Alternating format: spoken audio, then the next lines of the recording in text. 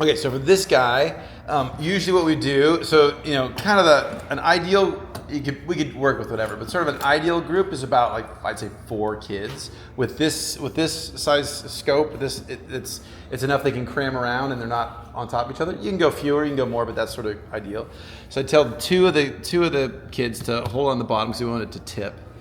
One kid's gonna pour, and then one kid's gonna do the pumping. And so, so go for it. So I'll have somebody holding it like this. Make sure the sand at the end doesn't move too much. Once the water starts getting really murky, you don't want to keep pouring. Oh. Keep going, keep pouring, keep pouring, keep pouring. Keep pouring, keep pouring, keep pouring, keep pouring, keep pouring, keep pouring. That's probably about good. That's cool. Okay. So then that guy's good. And then we could, the only other one is we usually use these dissection kits because they have forceps and things to do it, but put them away from the kids because they'll start poking people and doing that excitement.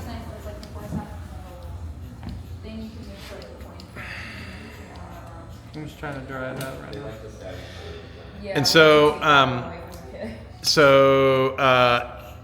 if it is really fine, you'll find that this will pump and then it'll stop. It'll go really fast for the first inch or something, and then the pores will start to clog up and it'll go way slow. So you can just keep squeezing. If it really is taking forever, I would just chuck it out and get another one. And just remember, another thing that would be good for you guys to have is just a 5-gallon bucket, because even though nothing's toxic, we don't want to dump the sand in the sink, right? So just that 5-gallon bucket to throw all the crap in, and at the end you can just sort of go dump it back on the beach or whatever is cool.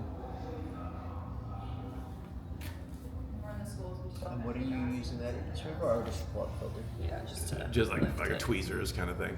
Yeah, it's just breaking.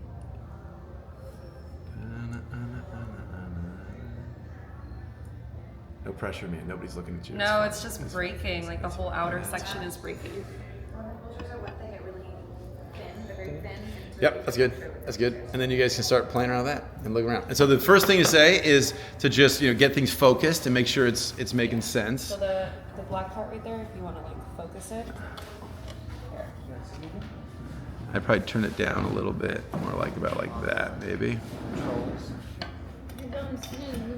Yeah, and so then you can just grab. So a lot of times what we'll do is we'll put this on a little Petri dish lid, so it's easier for you to move the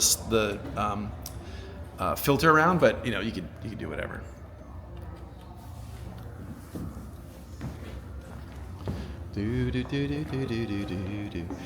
And so then, that's pretty zoomed in. You can also start out a little bit backed off, so you can have a wider field of view, but you can just move it around and start to see what you guys see.